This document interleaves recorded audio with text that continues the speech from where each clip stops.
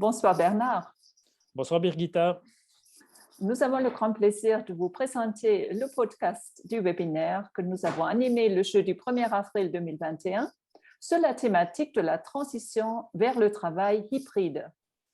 Oui, effectivement, comment sortir du confinement, comment organiser le retour au bureau et encourager de nouvelles manières de travailler en commun. Autant de défis et d'opportunités sur lesquels nous vous proposons quelques pistes de réflexion. Et si vous le souhaitez, n'hésitez pas à nous poser toutes les questions que vous avez. Vous retrouverez bien entendu nos adresses e-mail à la fin de ce podcast. Nous vous souhaitons une excellente navigation. Voilà, bienvenue. Et nous démarrons tout de suite par un scoop, une information importante, cette séance, puisqu'en fait, depuis 12 mois à peu près, on voit apparaître sur les côtes et sur les plages des créatures hybrides, mi-poisson, mi-être humain, mi-ordinateur. Et comme par hasard, la fréquence d'apparition de ces êtres hybrides est de plus en plus fréquente aux alentours de la date du 1er avril, Birgitta. Ah, tiens donc, ce 1er avril, donc partons donc à la découverte de cette nouvelle espèce que vous avez peut-être déjà croisée, le hybride. Et pendant les 60 minutes à venir, nous vous proposons d'enlever les masques, de prendre une bonne inspiration et de ne pas vous laisser submerger par les vagues. Oui, les vagues, ne pas se laisser submerger ou je dirais plutôt profiter quelque part de l'énergie des vagues et du vent également. Et nous allons beaucoup utiliser la métaphore de la navigation durant ce webinaire parce que vous aussi, vous êtes sans doute à la barre de votre équipe ou de votre organisation et vous êtes aujourd'hui en position de donner un nouvel élan à vos activités. Mais comment allez-vous changer de cap? Comment allez-vous faire pour utiliser au mieux la force des courants marins et éoliens?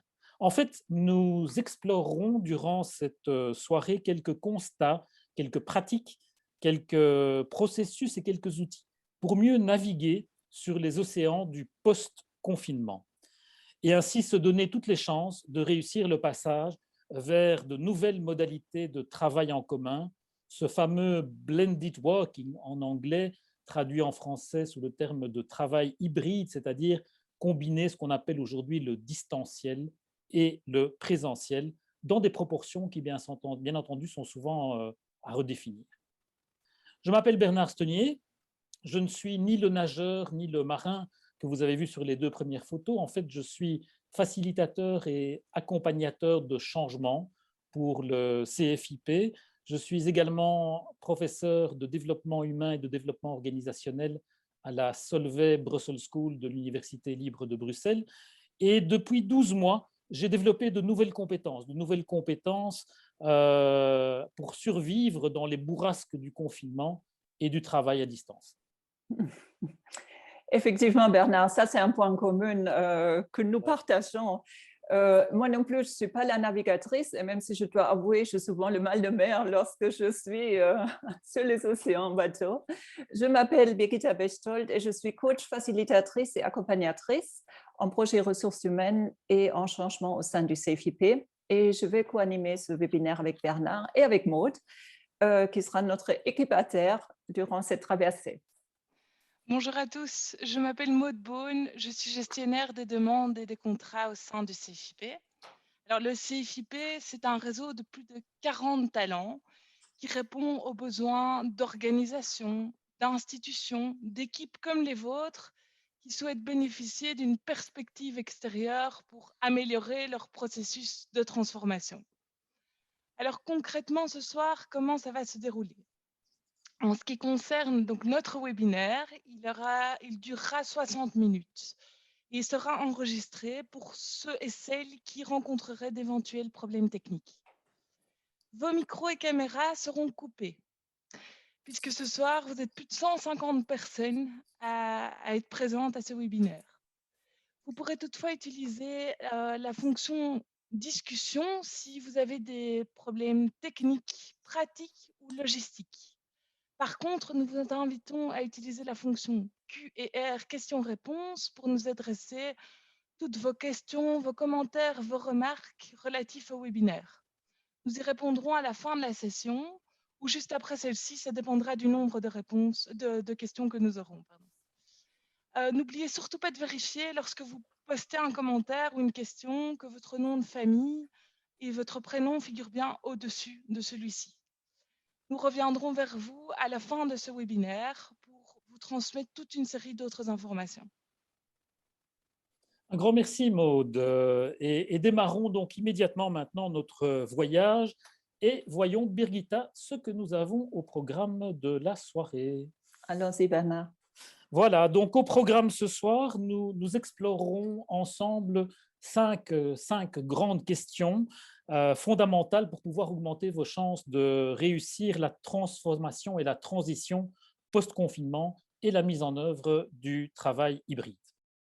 Oui, effectivement, la question est comment adapter et faire évoluer la culture, cet ensemble de normes, de fonctionnement, de valeurs, de comportements qui caractérisent finalement et qui soutiennent les activités de l'organisation et qui définit l'interaction entre humains dans l'organisation.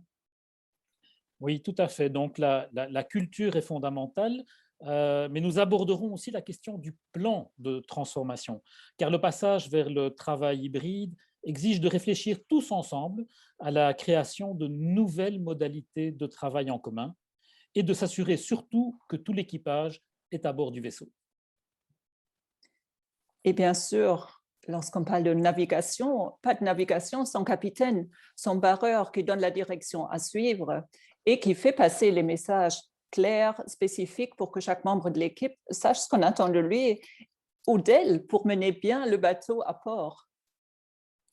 Effectivement, savoir ce qu'on attend de moi en tant qu'individu, mais aussi savoir ce qu'on attend des autres, pour comprendre aussi finalement les conséquences de chacune de mes actions et de garantir ainsi la qualité et l'efficacité de nos actions communes en tant qu'équipe ou organisation. Et tout cela, bien sûr, aussi en nous ménageant des moments de repos, de rire, de joie, de convivialité, de spontanéité, sans jamais oublier l'importance du contrôle, tant que social que par les responsables, qu'elle soit hiérarchique ou d'expertise. Un contrôle qui nous permet finalement de ne pas dériver de notre chemin, de garder le cap en corrigeant continuellement nos paramètres de navigation en fonction du contexte. Voilà donc 5 grandes questions sur lesquelles nous reviendrons un petit peu plus tard. Mais pour débuter l'exploration de ces questions, nous avons rendu visite à 4 responsables d'équipe ou d'organisation, 4 navigatrices et navigateurs, et nous avons réalisé avec eux ce qu'on appelle d'habitude un micro-trottoir, mais comme on parle de bateau et pour rester dans la métaphore, on parlera ici de micro-quai. Et cela nous aidera en fait à mieux connaître et à mieux comprendre leurs expériences lors du confinement et peut-être la manière dont ils comptent aborder le post-confinement. Voilà, eh bien, je vous propose tout de suite de les écouter avec une première série de courtes interviews. Compte que j'avais une équipe qui avait une très grande capacité en termes d'adaptabilité. Donc, c'est vraiment une équipe qui a pu changer sa façon de travailler sans hésitation et sans essai. Ça a été directement bien et efficace. Une certaine super efficacité qu'on avait lorsqu'on était en télétravail et qu'on n'était plus constamment interrompu par des petites discussions de couloir dans le bureau, les open space, comme on travaille tous en open space. Et là, finalement, on pouvait vraiment se focaliser. Soit on était en réunion en Zoom, soit voilà, on n'avait que du temps pour nous. Il n'y avait aucun élément extérieur qui venait perturber. Et donc, on a tous été ultra efficaces. Compte que j'avais. Oui, alors, Bernard, dans les témoignages de Catherine, elle parle de l'adaptabilité de son équipe qui a facilement accepté de changer ses modalités de travail sans hésitation. Je trouve ça un magnifique témoignage, ce qui a finalement conduit à plus d'efficacité. Oui, c'est important, Birgitta, l'efficacité qui est mentionnée aussi dans le témoignage de Laurent, qui lui insiste sur l'opportunité qui a été donnée à son équipe grâce au confinement et au travail à distance, de se recentrer sur elle-même et sur cet âge essentiel, de se refocaliser finalement parce qu'elle était moins perturbée par toute une série de bruits venant de l'extérieur. Bon, retournons sur le micro-quai. Ok, d'accord. moitié de mon équipe qui était déjà là et on a accueilli l'autre moitié le 16 mars de l'année passée. Donc, le premier jour du confinement, on s'est vu clairement 2 heures pour que je donne le matériel de bureau à chacun et puis on s'est quitté. Donc, il fallait créer un esprit d'équipe à distance. Eh bien, moi, je vous dis que c'est faisable. C'est clairement faisable. Le premier outil que j'ai mis en place, c'est des mini-zones. Donc, on fait des réunions de zones hebdomadairement normalement.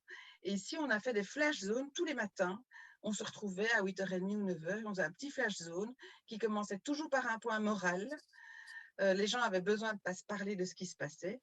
Aussi, avaient besoin de parler de leurs difficultés, parce que certains étaient quand même avec des enfants en bas âge. Il fallait gérer tout ça à la maison. Donc voilà, ça a été la première chose, une mobilisation d'outils autrement, des temporalités différentes. Voilà, ça a été ça, je pense. Oui, ben, c'est intéressant. Hein. Donc, ce que dit Catherine, c'est finalement qu'il est même possible, ou qu'il a été possible pour elle, de créer un véritable esprit d'équipe au milieu de la tempête. Moi, j'aimais bien cette idée spontanée de faire des réunions flash tous les matins à distance pour commencer vraiment la journée avec un moment de lien qui permet à chacun, à chacune de se relier et de donner un créneau vraiment pour déposer son vécu personnel avant, après, de parler des actions de l'équipe. Oui. Et pour Catherine, donc responsable de cette équipe, elle mentionne aussi cette capacité à tenir compte des temporalités différentes pour chaque personne. Chacun, finalement, aborde le travail à distance dans des moments différents. Et elle doit malgré tout assurer l'harmonie et le tempo au sein de l'équipe dans sa globalité.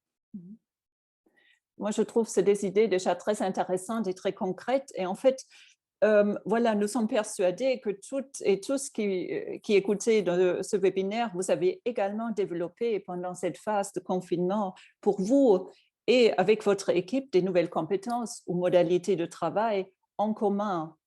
Et nous vous proposons de les partager pour justement échanger de ces expériences à travers un exercice interactif.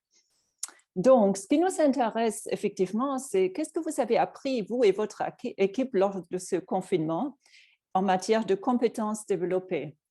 Et on a préparé un petit exercice interactif. Et donc, je vous invite à mettre dans votre browser ou sur votre GSM l'adresse www.menti.com. Et puis après, vous pourrez utiliser le code qui s'affiche ici sur l'écran, 48 32 24 38. Et donc, vous pourrez mettre une compétence que vous trouvez la plus intéressante à partager avec nous, justement pour qu'on puisse aussi voir qu'est-ce que le collectif a appris durant cette période de confinement. Donc voilà, on va voir ce qu'il s'affiche à l'écran, on va découvrir en même temps. Là, on va laisser passer une trentaine de secondes. Donc, on a déjà une première réponse, adaptabilité. Oh, oui. Donc, en fonction de la taille des caractères, il y a effectivement des compétences qui reviennent.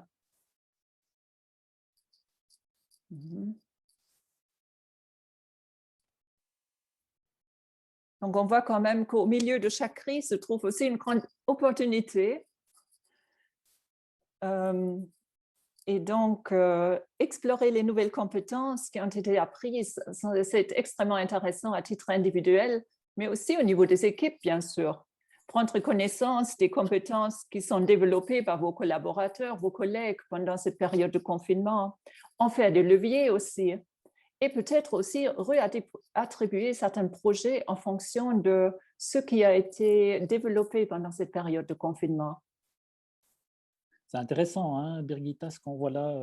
Très. Flexibilité, adaptabilité, confiance. Créativité. Oui, créativité. Mm-hmm. Tout à fait. C'est vraiment la partie positive hein, de tout ce qu'on a vécu qui est parfois difficile. Tout à fait. Je laisse encore afficher 2 secondes. Tant qu'il y a encore des contributions qui arrivent. Mais de toute façon, n'hésitez pas à nourrir avec votre compétence. On va de toute façon intégrer aussi dans notre correspondant le résultat, parce que finalement, ça représente notre intelligence collective de ce groupe-là qui participe à ce webinaire. Tout à fait, tout à fait. Résilience au milieu, on en parlera, flexibilité, on en parlera, confiance, tout ça, on va y revenir. Fantastique en tout cas tout ce que vous avez pu Tout à vous fait, aussi merci développer déjà. à votre niveau. Oui, merci de vos contributions. Donc, Bernard, je passe l'écran. Merci.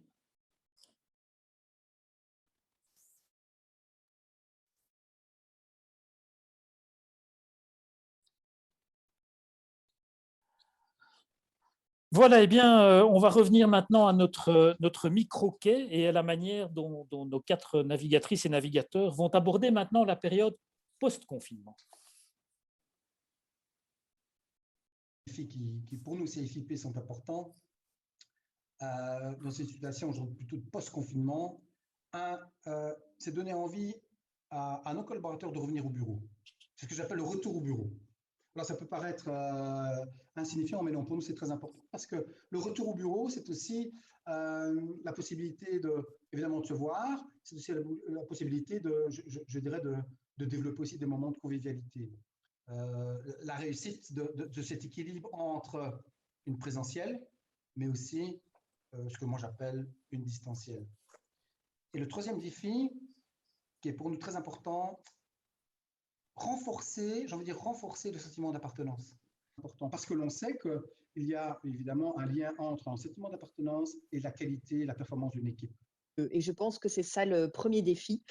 C'est vraiment trouver ce juste milieu, qu'est-ce qui va fonctionner pour le travailleur et qu'est-ce qui va fonctionner pour la société en termes de nombre de jours, en termes de travail en équipe pour quand même se voir et ce genre de choses-là. Pratiquement convaincu qu'un juste milieu, ce serait pour tout le monde 1 à 2 jours de télétravail.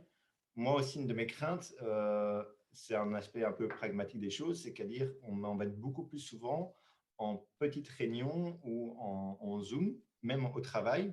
Mais quand tout le monde sera de nouveau au bureau, ben, en fait, dans un grand open space, on aura du mal à être en réunion en Zoom. Donc, il faudra presque essayer de trouver des petits espaces. Maintenant, le télétravail est obligatoire, mais quand il ne sera plus obligatoire, est-ce qu'on va mettre un grand écran à disposition? Est-ce qu'on va participer dans l'achat d'une chaise, d'une table? Donc, ce genre de questions, nous sommes en train de les analyser pour le moment. Apprendre aussi à gérer la masse d'informations et d'emails qui rentrent sur nos ordinateurs. Et je pense aussi que les fonctions de vente vont aussi devoir très fortement s'adapter parce qu'avant, ils avaient l'habitude de rencontrer leurs clients en face à face. Maintenant, les clients ont vu que ça marchait très bien par téléphone ou en faisant des vidéos online. Donc, la communication qu'on va devoir apporter avec nos clients doit être, à mon avis, dans le futur, plus spécifique, plus percutante et apporter plus de valeur. Au niveau du troisième défi, je pense que c'est principalement autour de la culture d'entreprise. Donc, comment garder notre culture d'entreprise, garder cette culture d'entreprise et ses valeurs vivantes alors que tout le monde n'est pas au travail, tout le monde ne se voit pas tous les jours, aussi pour les nouveaux employés qui vont rentrer et qui vont connaître ce travail hybride au bureau et à la maison ou ailleurs. Voilà, intéressant, hein, Birgitta, intéressant tout ça. Je trouve ça super intéressant, Fabrice, qui parle de cette idée de donner et redonner envie de se retrouver, en fait. Le retour au bureau, ça, c'est vraiment un point que je trouve qui est vraiment un défi hyper important en post-confinement. Et ce qu'il mentionne aussi dans son témoignage, c'est cette idée de créer ou de recréer un sentiment d'appartenance qui passe notamment par la reconnaissance de la diversité. Car chaque personne, finalement, dans une équipe ou une organisation, va aborder ce travail hybride avec son propre vécu, avec ses propres expériences. Et donc, cela passe aussi par la nécessité d'harmoniser et d'intégrer cette diversité pour permettre à l'équipe de produire toujours plus de qualité et toujours plus d'efficacité. Et pour y arriver, bien sûr, il faudra déployer des grandes capacités d'écoute de la part des responsables. Ça va être une des capacités clés pour pouvoir gérer les informations les plus pertinentes venant des collaborateurs, mais venant aussi de l'écosystème.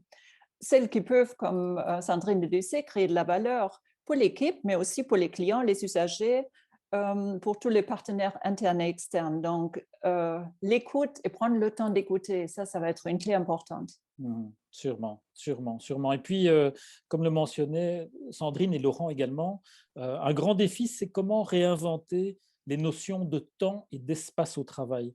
Alors, c'est vrai probablement qu'on connaîtra des transformations et des adaptations des cadres légaux et sociaux. Et là, on n'a pas encore vraiment de boule de cristal pour voir que ces cadres répondent mieux finalement aux caractéristiques du travail hybride.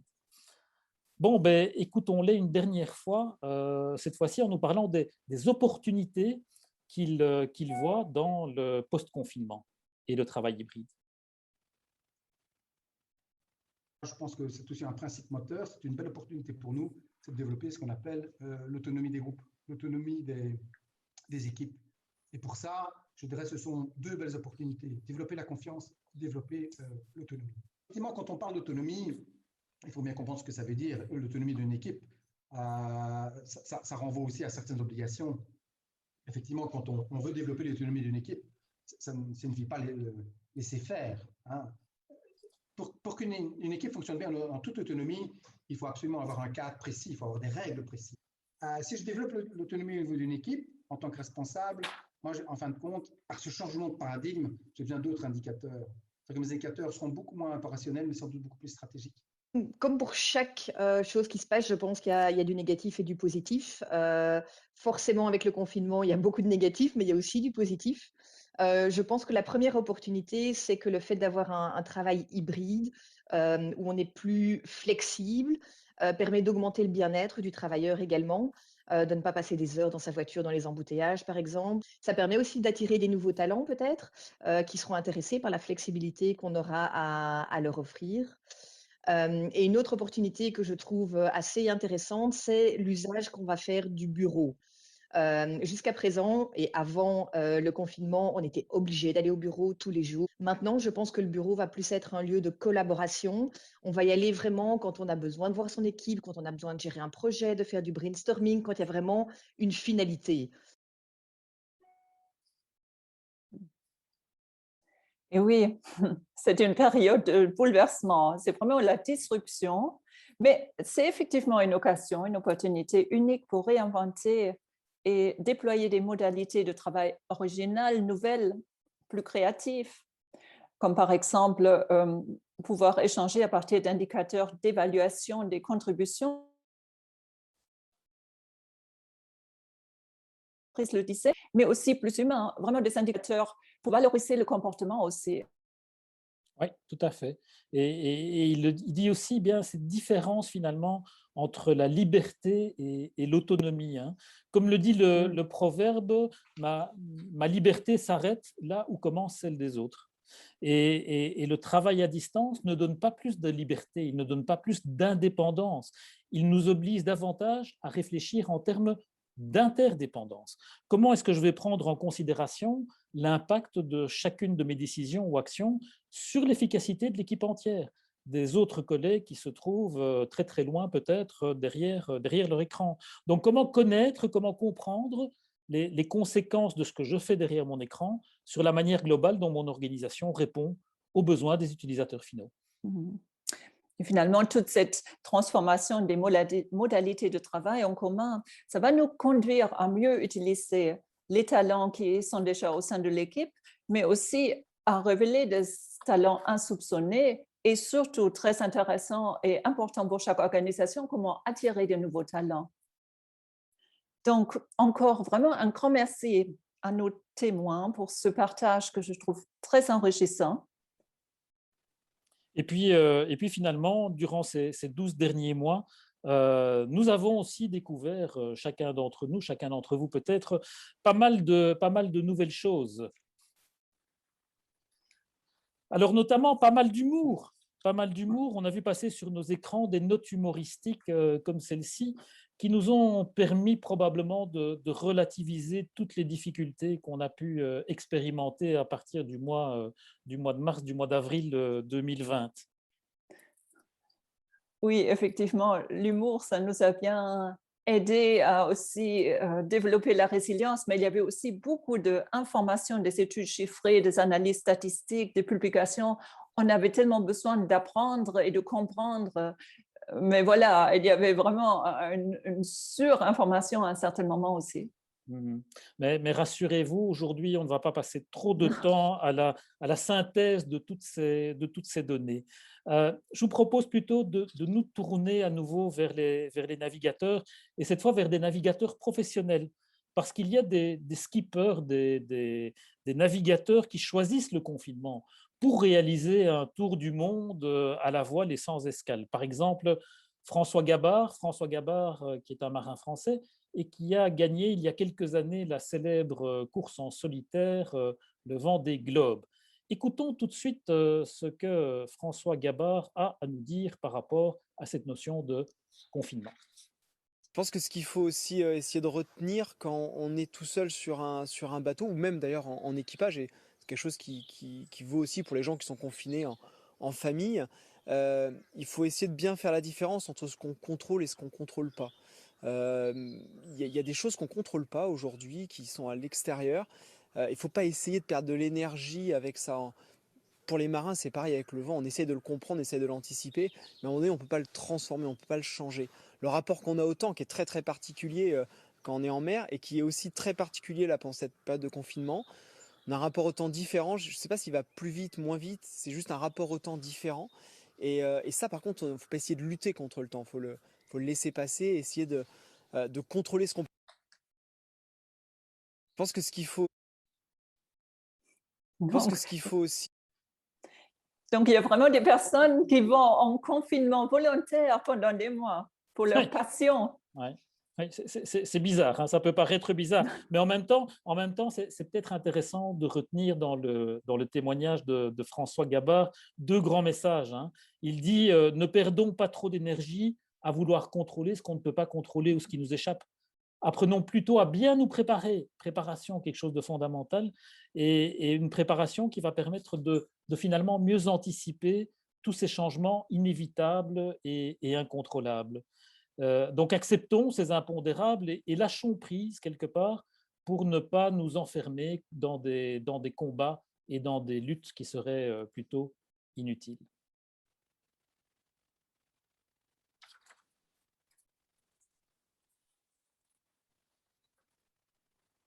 Wow, là, Alors oui, là, de temps en temps, c'est un peu plus embêtant hein, ce qui se passe donc, quand on parle des navigateurs.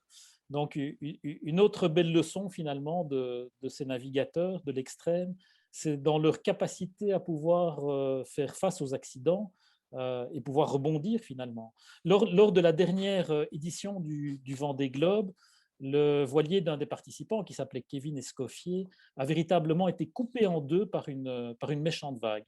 Et donc, il s'est retrouvé isolé et dérivant dans son petit bateau de survie au beau milieu de l'océan Indien.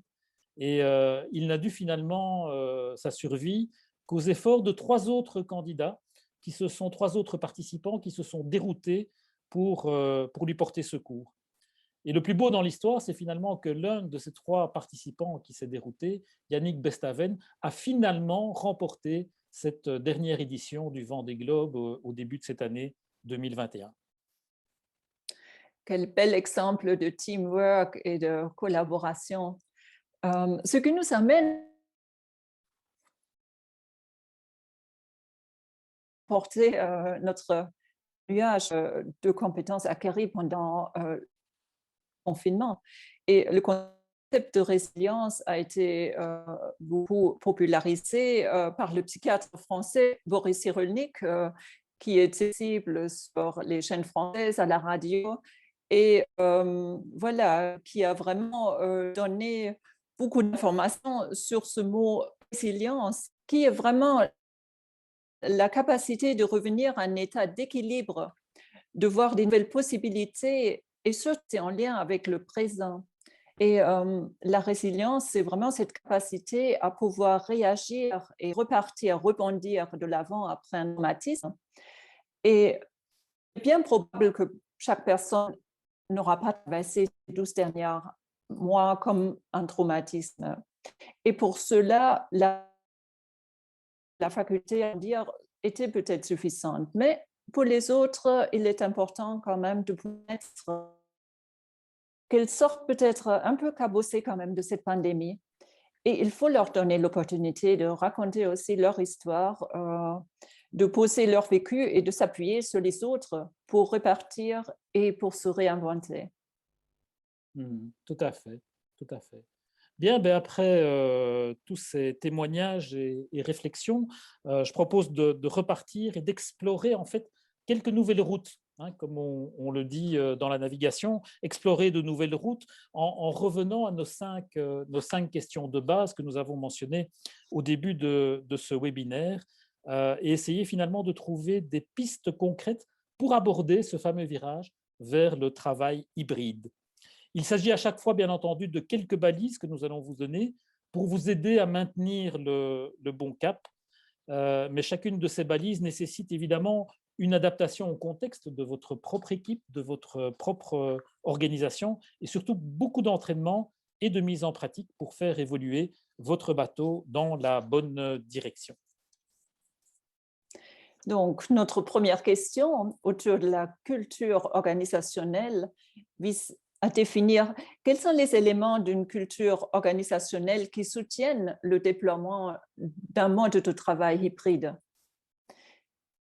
Et donc, on a sélectionné quelques mots-clés et une qui est très importante, c'est le être là. Et le être là, ça implique vraiment que, voilà, je suis présent, hybride, virtuel ou présentiel, être disponible pour mes collègues lors des interactions hybrides et que je ne suis pas occupée avec 36 écrans à la fois, distrait, mais que je suis quand même pendant cette réunion virtuelle vraiment attentive aux autres parce que je me suis bien préparée, je suis bien concentrée.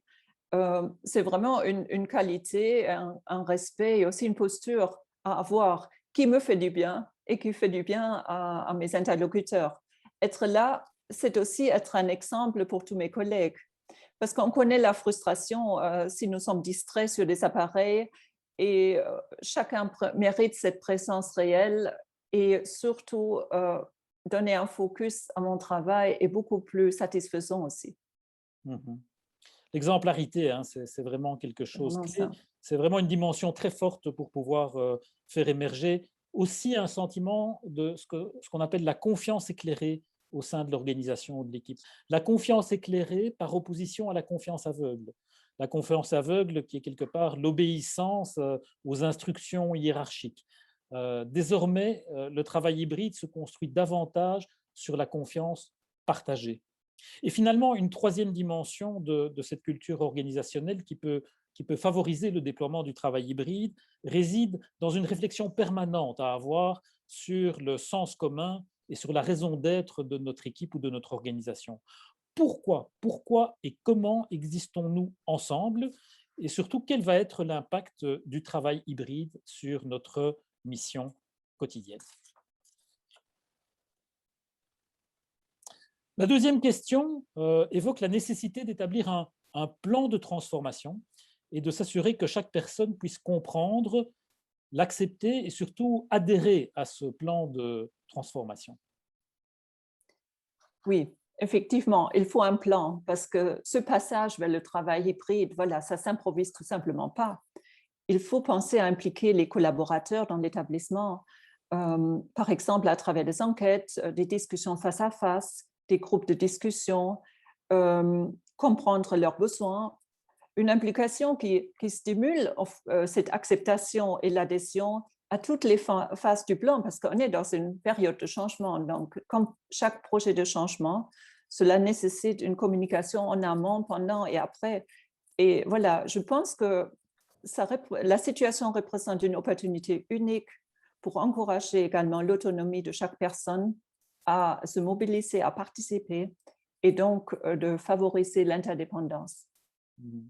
Et je pense que vous ne vous prendrez jamais trop tard pour lancer un plan de transition et de transformation vers le travail hybride, hein, et chaque minute compte véritablement.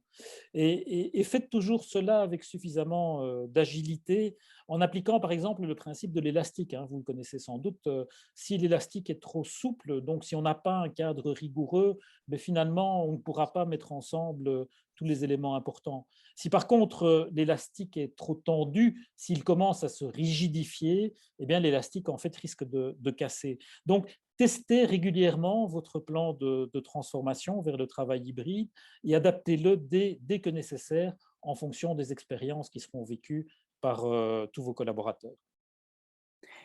Et en fait, ce qui doit constituer le cœur du changement, ce sont les modalités de travail en commun.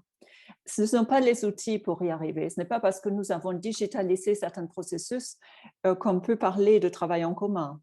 Il faut vraiment abandonner l'idée que la digitalisation va nous donner la solution ultime ou va devancer ce que nous devons mettre en place. Donc, ce sont uniquement des moyens qui facilitent bien sûr une transition plus fondamentale vers de nouvelles manières de travailler ensemble et pour atteindre nos objectifs collectifs. Puis, notre troisième question évoquait justement comment est-ce qu'on peut relever l'importance du pilotage et de la communication tout au long du processus de transition. Et effectivement, la première responsabilité d'un leader d'équipe ou d'organisation, c'est de rassurer notamment en conscientisant tous les membres de l'équipe aux aspects qu'on appelle parfois les aspects psychosociaux, mais c'est oser parler de santé, de bien-être, mais aussi parler peut-être de tous ces bugs techniques qui jalonneront inévitablement le passage au travail hybride et le déploiement du travail à distance aussi. Finalement, aucun sujet ne doit être tabou dans la communication d'un leader pour aborder sereinement la transition vers le travail hybride. Oui, et dans ce contexte, comme évoqué avant, chaque collaborateur, comme chaque client et chaque usager, bien sûr, mérite vraiment cette relation individualisée pour pouvoir tenir compte de ses besoins spécifiques, de ses compétences aussi et de ses craintes éventuelles. Il faut vraiment multiplier les interactions en face à face et surtout lorsqu'on travaille à distance. Oui, et comme on l'a déjà vu à travers le témoignage de Catherine tout à l'heure, une de nos navigatrices, hein, qui parlait de rythme et de temporalité différentes. Donc, le leader à ce moment-là a vraiment le devoir d'harmoniser les tempos et de les respecter, en garantissant notamment à chacun des droits à la déconnexion, qui sont équitables, mais qui ne sont pas nécessairement égaux, qui ne sont pas les mêmes pour chacune des personnes. Oui, et comme nous savons, dans une mer chaotique, si on utilise cette métaphore, les vagues se succèdent. Donc, il faut aussi éviter de submerger les équipes par une abondance d'informations et plutôt penser à alléger les messages, le structurer vraiment d'un point de vue quantitatif et qualitatif, car le pilotage se fait vraiment dans la gestion de la rareté. Tout à fait, tout à fait. Bien, quatrième question, quatrième nouvelle route, en fait, elle mettait l'accent sur l'approche collaborative pour renforcer le processus de transition vers le travail hybride. Oui, et donc là, nous sommes vraiment dans un monde où la complexité et le surplus d'informations nécessitent une organisation de travail différente, une digitalisation intelligente et surtout aussi une participation de décision. Donc, l'autonomie des équipes, les KPI durs, stratégiques, mais aussi soft, comme on a évoqué auparavant, sur les attitudes, les comportements, mais aussi la création de plateformes collaboratives, nouveaux, intelligents, et qui peuvent aussi être corrigés, ajustés. Si on a fait le vite fait pendant le confinement, comme nous l'avons tous connu, c'est peut-être le moment aussi à reprendre contrôle en réfléchissant qu'est-ce qui fonctionne pas dans mon contexte organisationnel. Peut-être aussi l'occasion de redistribuer certains rôles et responsabilités parce que justement, on a construit de nouvelles compétences, ce qui donne de nouvelles opportunités pour constituer des équipes projets. Et puis, cet filtrage de ce qu'on appelle le business intelligence, vu qu'il y a tellement d'informations qui circulent, alors créer ces canaux ouverts entre le top-down, mais aussi le bottom-up, car les gens du terrain ont beaucoup d'informations et parfois ces informations, dans le passé, n'étaient pas partagées. et même les responsables n'étaient pas au courant de certaines réalités qui sont très intéressantes justement pour individualiser la démarche et l'approche client et l'approche groupe cible. Donc, je pense que si on parle maintenant de post-confinement, Bernard, on est vraiment dans un cas idéal de transversalité en action. Parce que pour mettre ce plan de post-confinement en place, donc la réussite va vraiment dépendre d'une coopération et d'une communication fluide entre tous les niveaux et tous les départements et tous les collaborateurs de l'organisation. Tout à fait. Et finalement, notre cinquième question permet de mettre en évidence ou d'identifier des attitudes et des comportements qui vont se trouver derrière cette collaboration et cette transversalité, des comportements qui finalement peuvent consolider tout à la fois la spontanéité et l'informalité, mais également la cohérence et le contrôle, qui ne sont pas des choses opposées et paradoxales. Oui, donc on parlait effectivement de la proximité, des jours fixes. Donc, il faut maintenir et développer la spontanéité. Ça peut s'obtenir à travers des rituels concrets. Donc, le jour fixe, le face-à-face individuel, des réunions d'équipe aussi plus structurées, bien sûr, mais aussi des réunions informelles pour créer justement le lien et la convivialité. Et puis, on peut mettre en place des binômes d'apprentissage, par exemple, mettre une personne qui a déjà une plus grande expertise que l'autre ensemble pour peut-être améliorer certaines connaissances sur la digitalisation ou d'autres sujets, d'autres expertises. Trouver des moments lunch and learn, c'est très convivial. Un membre d'équipe a peut-être une expertise qui intéresse les autres ou une information business qu'on pourrait partager en mangeant ensemble. Ça, c'est tout à fait possible aussi en hybride. Et pour justement aussi mieux comprendre en invitant un expert d'un autre département pour parler de sa réalité, pour casser les silos, pour qu'il y ait justement cette opportunité de transversalité qui soit mobilisée. Moi, je pense qu'il y a vraiment aussi une nécessité de rappeler le sens et la raison d'être de l'organisation. Ça, c'était peut-être un des dangers pendant le confinement, que les personnes étaient plus éloignées de l'organisation. Mais bon, la raison d'être est quand même ce qui lie aussi les collaborateurs. Donc, c'est vrai, ça doit faire partie aussi du discours des responsables très régulièrement pour mobiliser les collaborateurs. Et peut-être aussi, comme certaines entreprises le font déjà, mobiliser des actions communautaires volontaires pour justement aussi là créer du lien entre des collaborateurs et créer un sens selon les desiderata individuels de certains groupes. Tu viens de parler, Birgitta, de rituels, notamment pour créer de l'informalité à distance. Mais attention, hein, rien ne remplacera jamais totalement le dialogue en 3 dimensions pour développer ces contacts informels. Hein. N'essayez pas à tout prix de créer, de multiplier des ersatz d'informalité à distance. Tout le monde a sans doute beaucoup apprécié les fameux apéros Zoom il y a 12 mois, parce que c'était quelque chose de très nouveau. Mais aujourd'hui, quand même, chacun et chacune aspire à retrouver ses collègues autour de la vraie machine à café durant les pauses et pouvoir échanger en toute liberté et sans formalisme. Moi, je me demande aussi comment on va gérer justement le contrôle des prestations. Parce que bon, on vient d'un monde où tout était organisé par le temps passé à travailler et donc pas encore en place des modèles basés sur des objectifs concrets.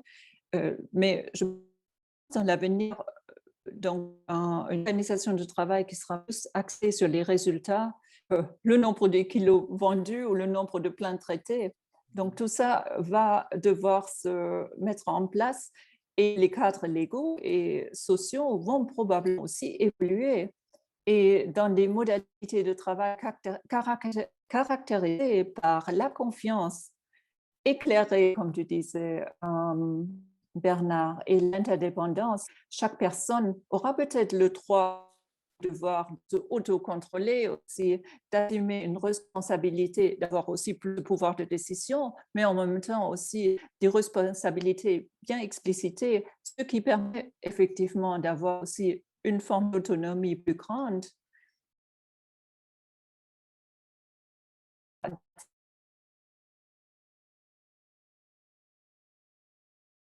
Ok, voilà effectivement donc que ces canaux d'information sont ouverts et que chaque personne est au courant et qu'il y a une grande transparence et confiance qui s'installe. oui, je t'avais un peu interrompu, Birgitta, parce qu'il y avait un petit problème de réseau, je pense. Ah, Mais voilà, donc on a fait comme ça le tour de ces 5 grandes balises et questions. N'hésitez pas à nous poser dans la rubrique questions-réponses toutes les questions ou les suggestions que vous pourriez aussi avoir à ce sujet. On a donc balisé les routes. Maintenant, reste à apprendre à utiliser ces routes de la manière la plus optimale. oui, et pour cela, nous vous proposons un kit d'instruments de navigation avec une boussole pour fixer le cap et un safran pour manœuvrer votre bateau avec agilité. Et pour vous aider ainsi de passer le cap du blended working, tout en offrant toujours plus de qualité et de valeur à vos usagers, à vos patients, à vos étudiants, à vos clients. Oui, tout à fait. Et pour chaque organisation, finalement, pour chaque équipe, nous suggérons une approche assez personnalisée qui tient compte à la fois des expériences, des compétences et de la maturité par rapport au changement des individus et des équipes. Et cela, on va le faire à travers 3 grandes familles d'outils. On va bien sûr tout d'abord commencer par un diagnostic, un état des lieux pour bien comprendre où vous êtes, pour comprendre la position de chaque personne aujourd'hui. Après, c'est plusieurs mois de bouleversements et de tensions, mais aussi les opportunités et les remises en question qui ont eu lieu. À quoi est-elle prête et quel est son potentiel d'engagement? Quels sont les freins et les ressources collectives de votre équipe? Il y a autant de réponses indispensables pour, par la suite, définir les grandes lignes d'un plan de transformation vraiment customisé, individualisé. Mhm. Et sur la base notamment de ces différents diagnostics, le passage vers les nouveaux modes de travail est facilité par le perfectionnement des compétences et par le perfectionnement des savoir-être. Comment remettre de la santé, de la confiance, de l'efficacité dans les équipes, ça peut se faire à travers des formations qui abordent des thèmes tels que l'accompagnement émotionnel du changement, les droits et les devoirs du travail hybride, l'implication et l'appartenance dans un environnement virtuel, le développement de nouveaux codes de langage commun pour une équipe. Et aussi des formations un petit peu plus spécifiques pour les responsables d'équipe qui toucheront cette fois-ci à des notions comme la répartition du travail, le contrôle, la confiance, la communication et bien entendu le développement de l'identité collective et pourquoi pas certains éléments liés à la santé. Oui, et en fait, tous ces sujets peuvent ensuite être abordés de manière très concrète et pragmatique dans, par exemple, des processus de coaching, qu'il s'agisse d'ateliers en équipe pour renforcer la coordination, la collaboration, la discipline collective ou le sens commun, comme tu disais, Bernard, ou de parcours de coaching individuel pour accompagner des personnes à faciliter ou à mieux intégrer la transition vers ce travail hybride.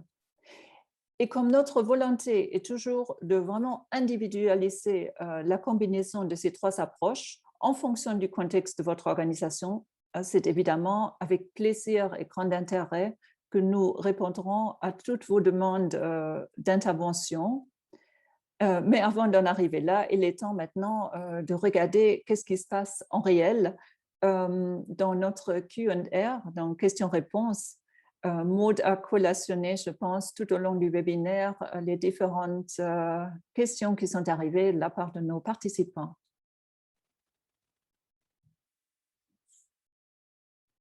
Alors, Bernard, Oui, je vois ici. tu veux commencer? Oui, ben, je prends au niveau des questions. Là, je vois une question de Vinciane qui nous dit les modalités de l'hybridation. Est-ce qu'on va avoir des demi-équipes présentes alternativement? En gros, on va continuer avec Zoom encore un bon bout de temps. Comment organiser des espaces de réunion en suffisance pour éviter de déranger les collègues quand on est dans un call Zoom? Oui, c'était aussi ce que nous avait partagé Laurent. Donc, là, manifestement, il va falloir penser à organiser certains nouveaux espaces où on ne dérangera pas les autres équipes, les autres individus pour avoir ces réunions. Maintenant, les salles de réunion devraient pouvoir suffire dans un certain nombre de cas. Mais c'est un défi. Il va y avoir sans doute un réagencement des espaces à mettre en œuvre. Hein. Oui, plus de petits cubicles, Mhm. comme ça existe déjà dans certaines coworking space, tout à fait. Ouais. Mhm. Je vois Alors, une autre question de Catherine. oui. Catherine qui nous dit quelles sont les étapes indispensables pour le plan de transformation? Mhm. Moi, je pense que tout doit commencer par un diagnostic. Mhm. Savoir où l'organisation est aujourd'hui, après le confinement, comment vont les collaborateurs, quelles sont aussi leurs attentes par rapport à ce travail en post-confinement. Mhm. Oui, ouais, tout à fait. Et je crois vraiment ce qui est important, c'est de savoir et puis d'impliquer très vite les personnes, hein, de ne pas faire un plan de manière tout à fait Top-down. déconnectée de la réalité, qui soit effectivement top-down, mais d'essayer d'utiliser au maximum toutes les expériences qui existent véritablement et prendre en compte les différents aspects. Alors, il y a l'aspect matériel. Hein, il y a tout l'aspect du matériel, et on l'a vu, des outils digitaux. Et puis, il y a l'aspect humain qui est quand même fondamental. Là, on en parlait tout à l'heure. C'est toutes ces notions de santé, de bien-être, mais aussi de connaissance et d'expérience par rapport à ces nouveaux outils. Mhm. Voilà, il ne faut pas laisser des gens sur le côté de la route, hein, avec ça. Certainement pas, ni les clients, hein, comme Sandrine disait très bien. Les clients aussi ont évolué pendant cette période de confinement. Donc, même leurs attentes sont différentes. Et donc, il faut aussi tenir compte de cela quand on fait le diagnostic et quand on décide de quelle manière est-ce que nous allons travailler en mode hybride, donc après le confinement. Mhm. Bien, je regarde aussi, là, je vois Carole qui nous dit qu'elle a créé des bubble coats puisque la machine à café n'était pas disponible en distanciel. C'est intéressant, ça, la notion de bubble coat, c'est très belge, j'imagine. Donc, voilà, aussi, comme Catherine parlait des petites réunions flash, c'est avoir des moments ou des outils qui permettent effectivement d'avoir ces discussions plutôt informelles. Il y a Nathalie qui pose une question aussi. Que fait-on avec les personnes qui ont peur de revenir sur le lieu de travail? Oui, là, on est vraiment sur la notion des craintes. Hein. Donc aussi, la première chose, c'est de pouvoir entendre les craintes. Absolument. C'est de pouvoir entendre les craintes et d'essayer de comprendre qu'est-ce qui amène la personne finalement à avoir peur de revenir sur le lieu de travail. Et si effectivement, il y a des peurs qui sont liées à la situation sanitaire, parce qu'on va peut-être ne pas avoir directement une solution idéale où tout le monde sera très rassuré. Voilà, ça fera partie de la transition. Il y a peut-être personnes qui reviendront très vite et très volontairement plus sur le lieu de travail. Il y en aura d'autres qui auront peut-être besoin de plus de semaines en télétravail à 100% avant qu'ils se sentent à l'aise pour revenir aussi. Donc, c'est vrai, ça aussi, c'est des facteurs. La transition n'est pas d'un état à l'autre, hein, c'est un chemin. Oui. Et j'en profite aussi par rapport à la question de Nathalie pour dire que ici, nous n'avons abordé finalement que les facteurs humains et organisationnels. Il est évident que ce post-confinement, ce retour en présentiel doit s'accompagner de tout un protocole sanitaire. Alors, il y a d'autres personnes qui sont vraiment des spécialistes pour aider les organisations à mettre en place ces protocoles sanitaires. Et puis, on a légèrement abordé, Birgitta, les aspects psychosociaux.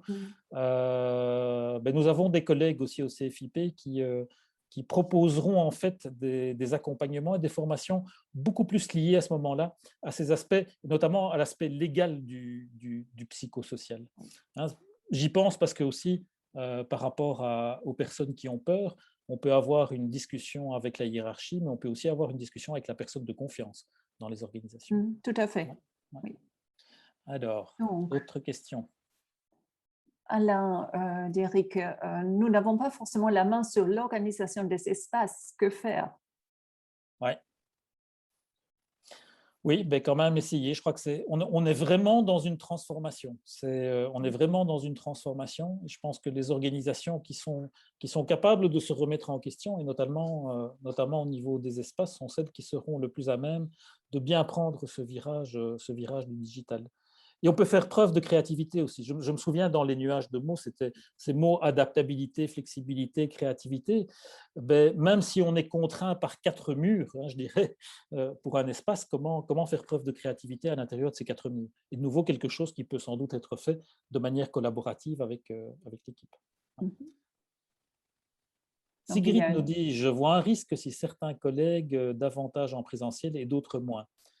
Perte d'informations informelles pour ceux à distance. Ça me fait penser au point que tu as soulevé, Birgitta, qui était celui, alors c'est un terme anglais, mais on parle de business intelligence, hein, ou surtout finalement un peu aussi l'intelligence collective et l'intelligence de l'activité. Oui, l'intelligence de l'organisation. Ouais. Et c'est vrai, je comprends tout à fait, c'est un réel risque. Et donc, il faut réunir l'équipe pour en discuter, pour trouver justement comment est-ce qu'on peut faire pour ne pas perdre cette information, quels sont les outils qu'on aura peut-être besoin, qu'on n'a pas encore déployés, ou comment est-ce qu'on fait. Donc là, il faut vraiment parler de ce risque à l'équipe pour trouver aussi une curiosité de la part de chaque membre de l'équipe de vouloir contribuer à la solution. Parce que c'est une clé très importante. Oui, effectivement. Je vois le temps qui arrive, donc on va peut-être prendre encore une dernière question. Catherine qui nous dit à quel moment établir ce plan de transformation, diagnostic de l'existant, sachant que nous ne savons pas quand nous sortirons du confinement. C'est presque un bon mot de la fin, ça, parce que nous non plus, on ne le sait pas, hein, Birgitta, nous non plus, on n'est pas dans le secret du virus ou des décideurs politiques. Donc, voilà, ça sera effectivement assez difficile. Mais comme on l'a dit, pourquoi ne pas commencer déjà maintenant? Je pense quand même qu'on s'en rapproche, qu'on va, alors de manière graduelle, de manière progressive, rentrer dans un post-confinement. Donc, au plus tôt on commencera, à mon avis, au mieux ça sera pour être prêt au moment où il faudra vraiment accueillir plus de personnes au bureau. Oui, et il faudra peut-être plusieurs étapes parce que peut-être on arrivera à un confinement qu'on devra réduire à nouveau. Donc, cette agilité, je pense le mot agilité apparu sur 2 slides, est vraiment une qualité extrêmement importante dans ce contexte. Oui, tout à fait. Voilà, alors… pour terminer. On va terminer, hein, tout doucement.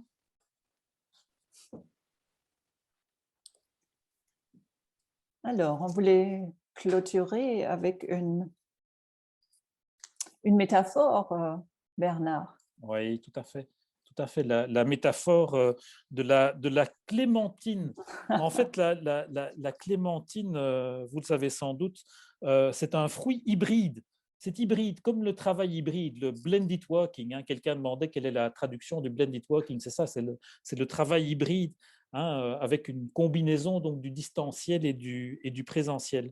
Et donc, ce fruit qui est un fruit de saison, enfin la saison des clémentines se termine maintenant, c'est aussi un fruit hybride. Et on peut apprendre certaines choses finalement de l'hybridation de la clémentine. Parce que pour réussir cette hybridation, il a fallu d'abord une vision. Il a fallu qu'un certain nombre de jardiniers rêvent le développement d'un fruit qui serait un agrume idéal. Et donc aussi, surtout, beaucoup d'interventions humaines. Ce n'est pas simplement de la technique quand on parle d'hybride, c'est aussi beaucoup d'humains. Et on est parvenu comme ça à avoir le fruit qui avait la texture et la saveur idéale. Mais ce qui est important aussi, c'est que la clémentine est un arbre stérile. Et donc, il a fallu développer des méthodes pour, entre guillemets, gérer les pépins et assurer ainsi la pérennité de l'espèce, assurer la pérennité des champs de clémentiniers. Gérer aussi, d'une certaine manière, dans la transition, les bugs dont on a parlé et qui seront inhérents finalement à cette transition. Et puis, une dernière chose intéressante qu'on a appris en découvrant l'hybridation de la clémentine, c'est que la clémentine est particulièrement sensible au climat. Et notamment que dans des climats qui sont des climats chauds, la clémentine a une saveur beaucoup plus douce et beaucoup plus agréable.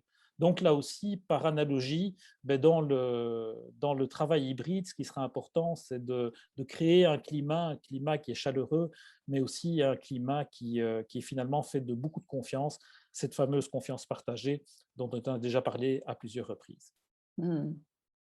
Merci Bernard. Il ne nous reste plus qu'à vous souhaiter à tous et à toutes un bon vent sur l'océan du blended working et d'emporter quelques clémentines avec vous pour ce beau voyage. Merci de votre participation. Je vous souhaite une très belle fin de soirée et restez en bonne santé. Oui, merci Brigitta, merci à toutes et tous. Et donc, n'hésitez pas à nous contacter si vous le souhaitez. Nous vous enverrons également toute une série d'informations dans la suite de ce webinaire pour garder le dialogue ouvert. Merci beaucoup. Merci Bernard, merci Maud, Merci tout le Maud. monde. Bonsoir. Bonne soirée.